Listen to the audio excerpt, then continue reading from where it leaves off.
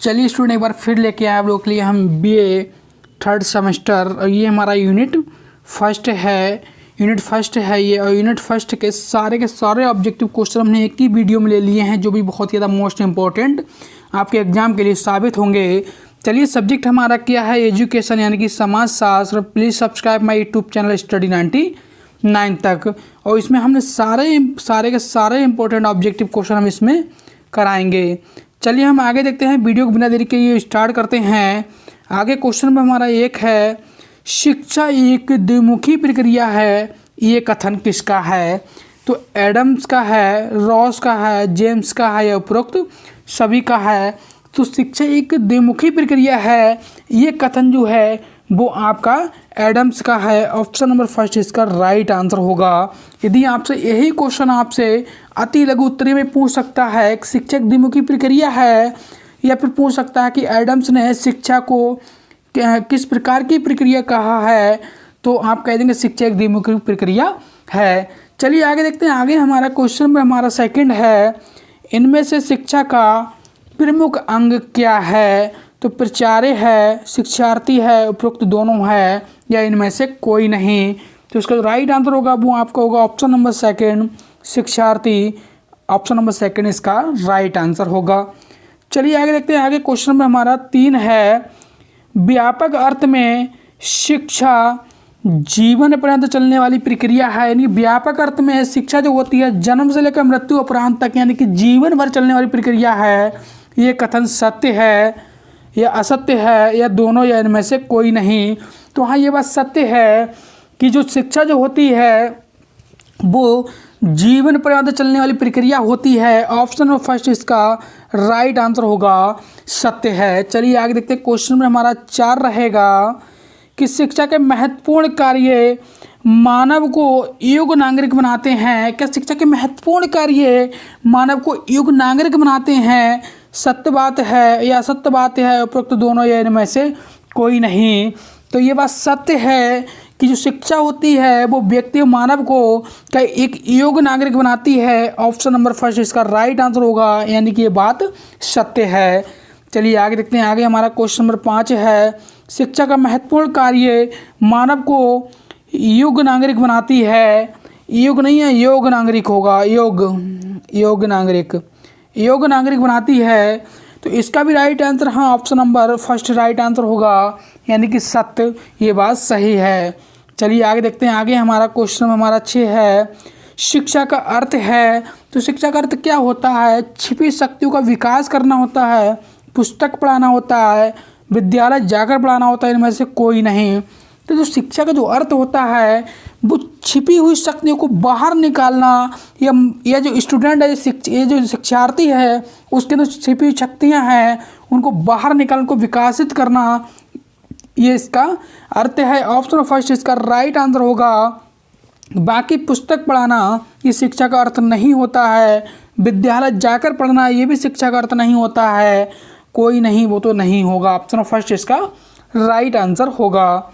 चलिए आगे देखते हैं। आगे क्वेश्चन में हमारा 7 है, अच्छे नैतिक चरित्र का विकास ही शिक्षा है, ये कथन है।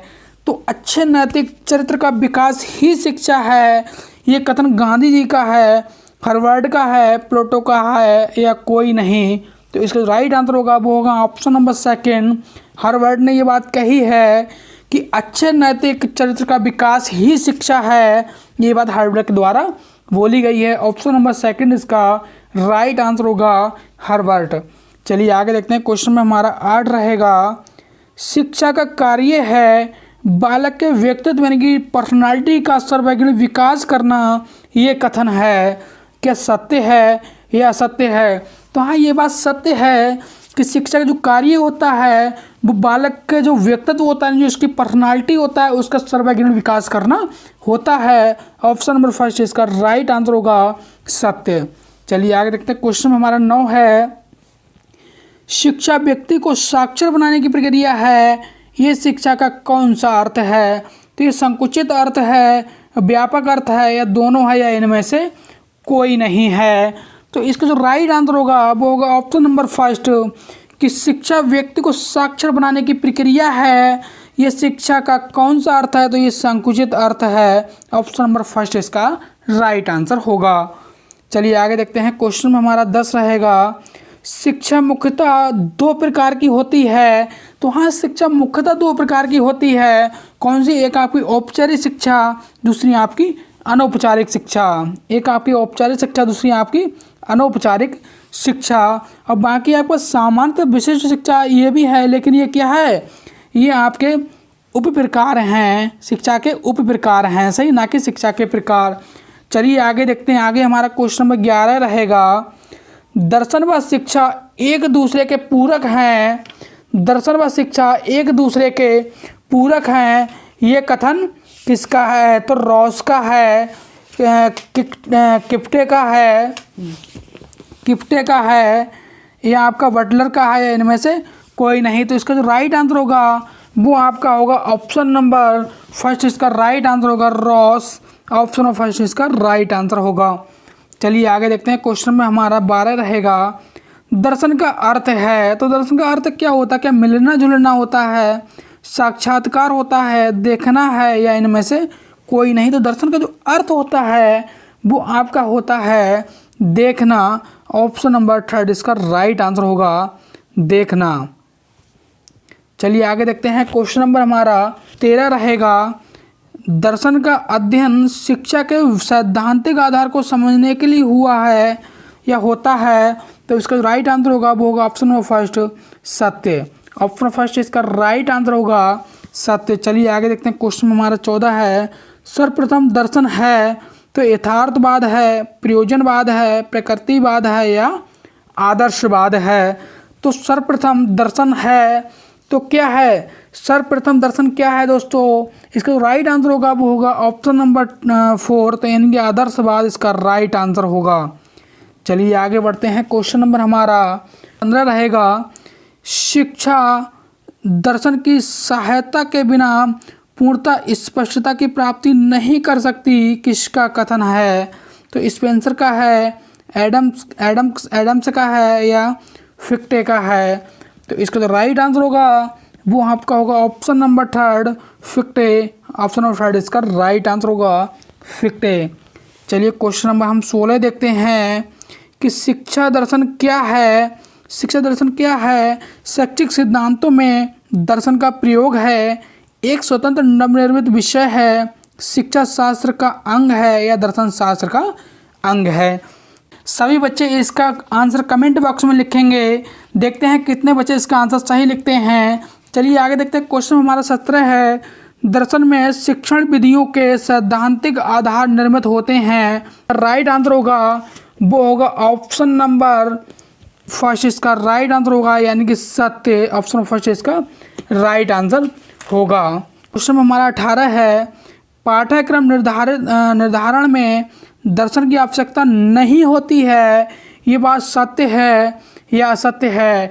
तो इसका जो राइट आंसर होगा, इसका जो राइट आंसर होगा वो होगा असत्य। ये बात असत्य है कि पाठ्यक्रम निर्धारण में दर्शन की आवश्यकता नहीं होती है।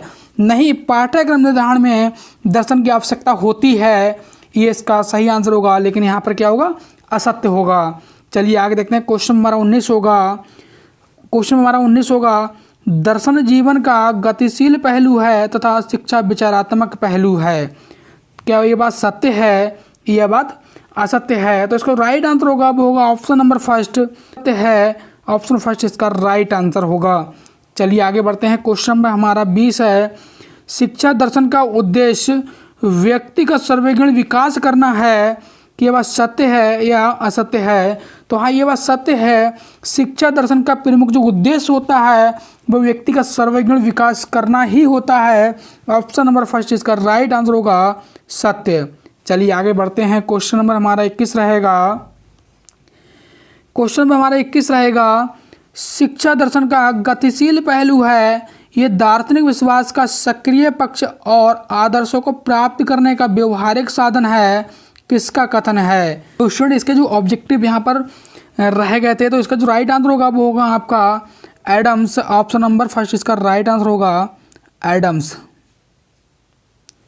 चलिए आगे बढ़ते हैं। क्वेश्चन में हमारा 22 है, वर्तमान दर्शन के अनुसार आज अनुशासन का सर्वोत्तम स्वरूप हो सकता है। तो इसका जो राइट आंसर होगा क्या दमनात्मक होगा, प्रभावात्मक होगा, गुणात्मक होगा या स्वानुशासन होगा।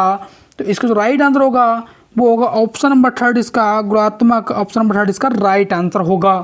चलिए आगे देखते हैं। क्वेश्चन में हमारा 23 रहेगा।